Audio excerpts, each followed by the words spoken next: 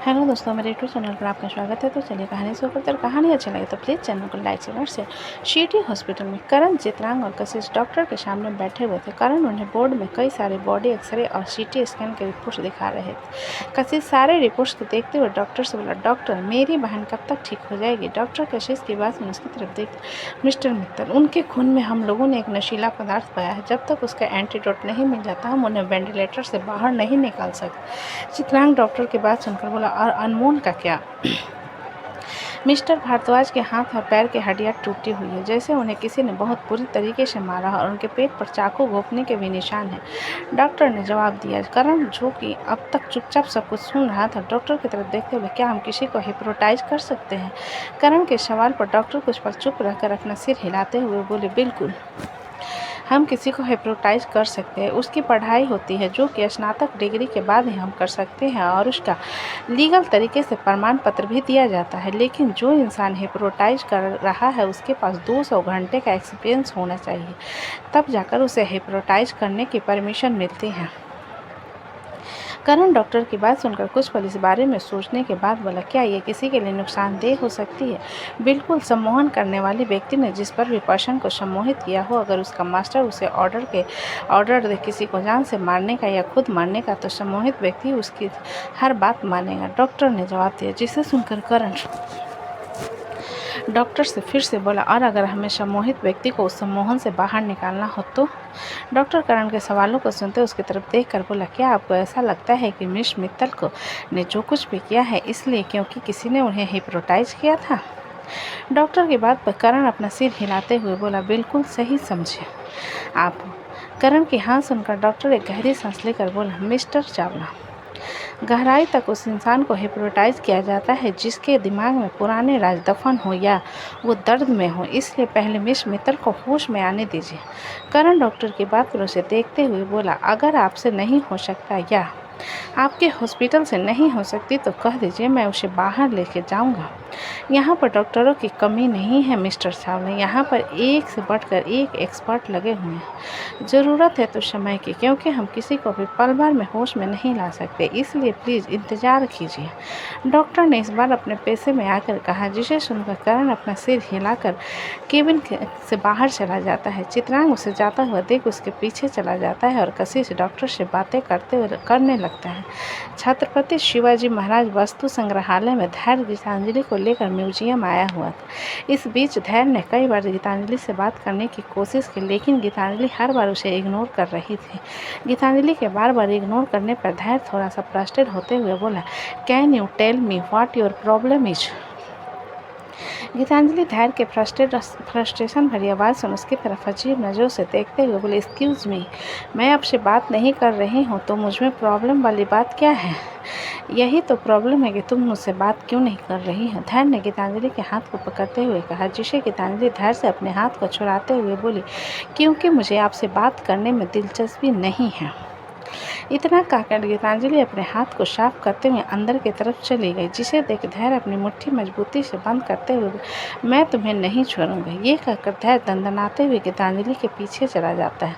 गीतांजलि अंदर रखे सामानों को देखते हुए उनके डेट और सारी कारीगरी को देख रहे थे। धैर्य गीतांजलि के पीछे पीछे चलते हुए बोला, एक बात बताओ, तुम यहाँ आई हो क्यों? मुझे कल सपना आया था कि यहाँ पर जो छत्रपति शिवाजी की बड़ी सी मूर्ति है वहाँ पर करोड़ों की मात्रा में हीरे दफन। मैं बस उसे ही चुपके से निकालने के लिए यहाँ पर आई हूँ। गीतांजलि ने चलते हुए धैर्य से जवाब दिया, जिसे सुन धैर्य थोड़ा सा चिढ़ते हुए, क्या तुम मुझे बेवकूफ़ समझती हो? गीतांजलि मुड़कर धैर्य को देखते हुए, आपको क्या लगता है? मुझे लगता है कि तुम मुझे बेवकूफ़ समझती हो, इसलिए तुम ये बकवास सी कहानी मेरे सामने बना रही है। धैर्य ने जिस पर गीतांजलि हल्का सा मुस्कुराकर फिर से चलते हुए बोली, मतलब आप बेवकूफ़? ये सुनकर धैर्य गीतांजलि के हाथ को पकड़ उसे अपनी तरफ खींच लेता है, जिससे गीतांजलि सीधा धैर्य के सीने से टकरा जाती है। और अपना सिर को सहलाते हुए कहती है, सीना है या दीवार। फिर से धैर्य से अपने हाथ को छुड़ाते हुए बोली, ये क्या बदतमीजी है। धैर्य इधर उधर एक नज़र देखने के बाद गीतांजलि के हाथ को पकड़ उसे एक स्टैचू के पीछे लाकर गुस्से से बोला, तुम यहाँ करने की आई हो, क्या करने आई हो। गीतांजलि धैर्य से अपने हाथ छुड़ाते, क्यों आपको डर लग रहा है कि मैं आपके घर चली जाऊँगी। मुझे कोई डर नहीं लग रहा है। ठीक है, मैं उन लड़कों में से नहीं हूँ जो गलती करने के बाद घर वालों से छिपाते हैं। धैर्य ने दांत पिसते, जिसे सुनकर गीतांजलि व्यंग भरी मुस्कान के साथ बोली, आखिर में अपनी जुबान से कह दिया ना कि मैं सिर्फ एक गलती हूँ। गीतांजलि के बाद पर धैर्य गहरी सांस भरकर बोला, देखो गीता, आप मुझे इस नाम से मत बुलाए कि इस नाम से सिर्फ मेरे भैया और मेरे घर के लोग बुला सकते हैं। मुझे कोई भी पराया आदमी नहीं। गीतांजलि ने धैर्य की बात को बीच में काट कर कहा, जिसे सुनकर धैर्य गीतांजलि के जबरे को पकड़कर उसे अपने बिल्कुल नज़दीक गुलाब किससे गुस्से से बोला, मैं कोई पराया आदमी नहीं हूँ, हस्बैंड हूँ तुम्हारा। समझ में आया तुम्हें मेरी बात। ये देखकर गीतांजलि धैर्य को खुद से दूर करते हुए, धैर्य मेरे से बदतमीजी मत कीजिएगा। धैर्य गीतांजलि को छोड़कर अपने हाथों को मुट्ठी करते हुए फ्रस्ट्रेशन में, तुम एक चुड़ैल नागिन हो, बिल्कुल पिशाचिनी की तरह। गीतांजलि धैर्य की बात पर अपना सिर हिलाते हुए, बिल्कुल सही, और आप एक ऐसे चुड़ैल आदमी हो ना, जब से मेरी ज़िंदगी में है सिर्फ मेरे खून पी रहा है। ये सुनकर धैर्य अजीब सा मुंह बनाते हुए बोला, चुड़ैल आदमी, आर यू किडिंग मी। चुड़ैल लड़कियों को कहा जाता है। मैं आपको कह रही हूँ आप चुड़ैल आदमी हो। बहुत बड़े डायन पिशाच आदमी। गीतांजलि ने आकर कर कहा, जिस पर धैर्य वहाँ पर एक खामोश बैठी ओमन के स्टैचू की तरफ इशारा करते हुए गीतांजलि से बोला, एक दिन तुम्हारी ज़िंदगी बिल्कुल इस स्टैचू की तरह होगी और दर्शक बनकर मैं देखने आऊँगा तुम्हें। गीतांजलि एक दर्द भरी मुस्कान ले धैर्य से बोली, बिल्कुल अच्छी बात है, क्योंकि किसी और को तो शक्ल दिखाने लायक छोरा नहीं है। अपने कम से कम खुद ही अपना डिज़ायर पूरा कर लेगा मुझे देखकर।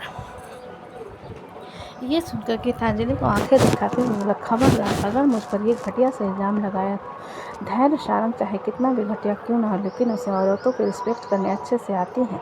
तो मैं क्या हूँ, औरत नहीं हूँ? तो गीतांजलि ने खुद की तरफ इशारा करते हुए पूछा, जिसके जवाब में धैर्य बोला, तुम एक डायन हो, औरत के जेंडर में आती हो, बट तुम एक डायन हो जिसने मेरी ज़िंदगी के लेले लगा के रखे है। गीतांजलि धैर्य के इग्नोर कर आगे आ जाते हुए बोले, दुनिया भर की बकवास और बदतमीजी करना कोई आपसे सीखे, मेरे पास इतना फालतू वक्त नहीं है। इतना कहकर गीतांजलि आगे चली जाते हैं। धैर्य लड़ते हुए उसके पीछे आते हुए, तुम यहाँ करने की क्या आई हो, ये बताओ मुझे। जिस पर गीतांजलि रुक कर धैर्य की तरफ देखते हुए बोली, आप मुझे यहाँ पर छोड़ने आए, उसके लिए आपका बहुत बहुत आभार। कृपया आप यहाँ से जाने का कष्ट करें।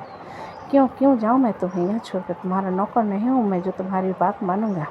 धैर्य ने अकड़ कर कहा, जिसे सुनकर गीतांजलि अपने बालों को नोचते हुए बोली, हे भगवान, मैं क्या करूँ? इस आदमी का पूरा पागल है ये, मुझे भी पागल कर देगा एक दिन। लेकिन उसके लिए तुम्हें मेरे साथ रहना होगा ना, तुम्हें तो मेरे साथ रहने में मौत आती है। धैर्य ने तो न कर कहा, जिस पर गीतांजलि आगे और कुछ भी कहते उससे पहले एक जानी पहचानी आवाज़ आई, तुम लोग यहाँ। धैर्य और गीतांजलि सिर घुमाकर उसकी तरफ देखने लगे जहाँ चार्ली और लीजा खड़े हुए। धैर्य चार्ली को देखा, आईब्रो चढ़ाते, और तुम यहाँ क्या करने आए हो? चार्ली धैर्य के सवाल पर हल्का सा मुस्कुरा कर लीजा की तरफ इशारा करते हुए बोला, ये यहाँ पर किसी काम से आ रही थी और मैं डेविड से मिलने उसके घर गया था, तो इससे मुलाकात हो गई और मैं उनके साथ यहाँ आ गया। क्यों, तुम इतने मुफ्त हो क्या जो हर किसी के साथ घूमते रहते हो? धैर्य ने फिर कहा, जिसे सुनकर चार्ली धैर्य को घूरते हुए बोला, तुम भी तो अपने बंदी को लेकर आए हो, इतने मुफ्त रहते हो क्या तुम भी? चार्ली की बात सुनकर गीतांजलि बड़ी बड़ी आंखों से धैर्य को देखने लगती है। वही धैर्य हक्का बक्का होकर चार्ली से बोला, कौन बंदी? किसकी बंदी? मेरी कोई बंदी नहीं है। तो ये कौन है, तुम्हारी बहन? चार्ली ने गीतांजलि की तरफ इशारा करते हुए पूछा, जिसके जवाब में धैर्य अपना सिर जल्दी से नहीं में हिलाकर बोला, मेरी बहन नहीं है, वो मेरी सिर्फ एक बहन है, ध्रुवी। अच्छा, बंदी नहीं है, बहन नहीं है, तो क्या है? तुम्हारी होने वाली साली? चार्ली आईब्रो चढ़ा कर पूछा, जिस पर धैर्य फ्रस्ट्रेशन में चार्ली को देख, तुम सनी की तरह यहाँ पर क्यों आकर टपके? निकलो यहाँ से। चार्ली अपना सिर नहीं में हिलाते हुए, अब तो बिल्कुल नहीं जाऊँगा, मुझे मुफ्त कहा ना, पूछ कर रहूँगा इसके साथ क्या कर रहे हो, तुम्हारा क्या रिश्ता है इसके साथ? रिश्ते वाली बात मत करो, क्योंकि तुम्हारा भी कोई रिश्ता नहीं है लीजा के साथ, धैर्य ने अकड़ कर कहा, जिस पर चार्ली लीजा के गले में हाथ डालकर उसे अपने नज़दीक खींचकर धैर्य को दिखाते हुए बोला, बंदी है मेरी, समझे? ये देख लीजा घूर घूर कर चार्ली को देखने लगी, जिसे महसूस कर चार्ली धीरे से दांत दिखाते हुए बोला, हाँ बोल दो प्लीज़, वरना मेरी इज्जत उतर जाएगी। जिसे सुनकर लीजा अपने दांत पीसते हुए बोली, अपनी इज्जत बचाए रखने के लिए तुम मेरा स्टैंडर्ड क्यों गिरा रहे हो? चार्ली लीजा के बात पर फ्रस्ट्रेशन में धीरे से बोला, तुम्हारे बदले में अगर मैं तुमसे भी लाख गुना ज़्यादा खूबसूरत लड़की को प्रपोज कर देता तो वो हाँ कह देती, लेकिन पता नहीं तुम्हें किस बात की अकड़ है। तुम्हें इतना ही ज़्यादा खुद पर कॉन्फिडेंस है तो मुझे अपनी बंदी क्यों बता रहे हो? दफ़ा हो जाओ यहाँ से, लीजा ने चार्ली को धक्का देते हुए कहा। अचानक लीजा के धक्का देने से चार्ली गीतांजलि के ऊपर गिरने लगा, जिस पर गीतांजलि उसके कंधे को पकड़ते हुए बोली, संभल कर। ये देख धैर्य जल्दी से चार्ली को गीतांजलि से दूर करते हुए, तुम्हारे पैर सही सलामत नहीं रहते क्या? अरे बंदी ने धक्का दे दिया था इसलिए गिर रहा था, बाकी मेरे पैर बिल्कुल सही सलामत रहते हैं, चार्ली ने ठीक से खड़े होते हुए कहा। जिसे सुनकर गीतांजलि जाते हुए लीजा की तरफ इशारा कर धैर्य से बोला, लेकिन तुम्हारी तो बंदी चली गई। ये सुनकर चार्ली जा रही लीजा को एक नज़र देखने के बाद उसके पीछे जाते हुए धैर्य से बोला, तुम्हारे होने वाली बहनोई को सब कुछ बताऊंगा, देख लेना। मेरा पोपट बन रहा था ना, तुम्हारा भी पोपट बनाकर रखूंगा। ये कहते हुए चार्ली वहाँ से लीजा के पीछे गायब हो जाता है। वहीं धैर्य जाते हुए चार्ली को बुरी तरीके से ढूंढने के बाद गीतांजलि से बोला, चलो शाम होने वाली है। गीतांजलि धैर्य के बाद अपना सिर नहीं में हिलाकर बोली, अभी तो मैं ठीक से घूमी भी नहीं, तुम्हें जाना है तो जाओ, मैं अपने लिए कैब बुक कर लूँगी। यह सुनकर धैर्य गीतांजलि के हाथ को पकड़ कर, तुम मेरे साथ चल रही हो, समझी, कल वापस आ जाएंगे। रुपये 700 मुफ्त के नहीं मिलते और मैं नहीं जा रही तुम्हारे साथ। मैं कैब बुक करके चली जाऊंगी, लेकिन पूरा घूम कर जाऊंगी। रोज़ रोज़ धंधा बनाकर नहीं रखा है मैंने यहाँ आने का। गीतांजलि ने धैर्य के हाथ को छुड़ाते हुए कहा, जिसे देखकर धैर्य अपने दांत पीसते हुए, ऑलरेडी शाम हो चुकी है। गीतांजलि धैर्य की बात पर टाइम देखते हुए बोली, ज़्यादा टाइम नहीं हुआ है, अभी सिर्फ 5 बजे हैं और म्यूजियम 6 बजे बंद होता है, 1 घंटे है और मैं जा रही हूँ घूमने। इतना कहकर गीतांजलि वहाँ पर रखे पुराने पुरातत्व ढांचे की तरफ चली जाती है, जिसे देखकर धैर्य भी हाथ पैर पटकते हुए उसके पीछे पीछे चला जाता है। इधर चार्ली लीजा के पीछे पीछे आते हुए बोला, रुको। लीजा चार्ली की तेज आवाज़ सुन रुक कर उसकी तरफ देखने लगे। वहीं आसपास के लोग उन दोनों को देखने लगे, जिसे देखते हुए चार्ली उन लोगों का ध्यान भटकाते हुए बोला, it's not very important, you all do your work. जिस पर सभी लोग फिर से वहाँ पर रखे सामानों को देखने लगते हैं, जिसे देखकर चार्ली लीजा से कहता है, क्या तुम मुझे बता सकती हो कि मुझ में क्या प्रॉब्लम है? लीजा चार्ली के सवाल पर 2 मिनट उसके चेहरे को देखने के बाद बोली, कोई प्रॉब्लम नहीं है तो बार बार मुझे रिजेक्ट क्यों कर रही हो? चार्ली ने अपने सब्र के बांध को कंट्रोल करते हुए, जिस पर लीजा आगे जाते हुए उसे एक स्टैचू दिखाकर बोली, तुम मुझे बता सकते हो कौन से स्टैचू है? लीजा के इशारे पर चार्ली उसे तरफ देखने के बाद अपना सिर नहीं में हिलाकर बोला, मुझे पुरानी चीज़ों का एक्सपीरियंस नहीं है और वो कोई स्टैचू नहीं है, बल्कि एक जानवर की हड्डियों का ढांचा है। मतलब इतना समझते हो तो बताओ कौन से जानवर के हड्डियों का ढांचा है?